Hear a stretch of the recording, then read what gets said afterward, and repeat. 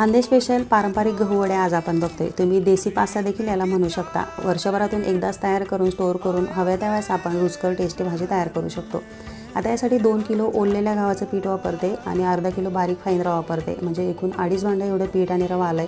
तर 2.5 भांडे कोमट पाणी वापरून छान रसरशीत हे पीठ भिजवून घ्यायचं आणि उरलेलं 2.5 भांडं आपण पीठ घोटताना पाणी वापरणार आहे। म्हणजे पिठाच्या दुपटीचं आपल्याला एकूण पाणी लागणार आहे, हे लक्षात आपल्याला घ्यायचं आहे। आता एका मोठ्या पातेल्यामध्ये 1.5 भांडं सुरुवातीला पाणी घेतलं, त्याच्यात जिरं, बडीशोप, लाल चटणी पावडर आणि चवीनुसार मीठ टाकून छान उकळी आणली। उकळी आल्यानंतर तयार केलेलं पीठ याच्यात टाकल्यानं हाय फ्लेमवरती घोटून घेतले। जसं दाटसर झालं ना, मग त्याच्यात उरलेलं 1 भांडं पाणी आपल्याला वापरायचं आहे। लक्षात घ्या, एकूण 5 भांडी मला पाणी लागलेले। आता 10 मिनिटं छान लो फ्लेमवरती शिजवलं, मग खाली तवा ठेवून अर्ध्या तासासाठी छान शिजून घेतलं। शिजल्यानंतर छान ट्रान्सपरंट होतं।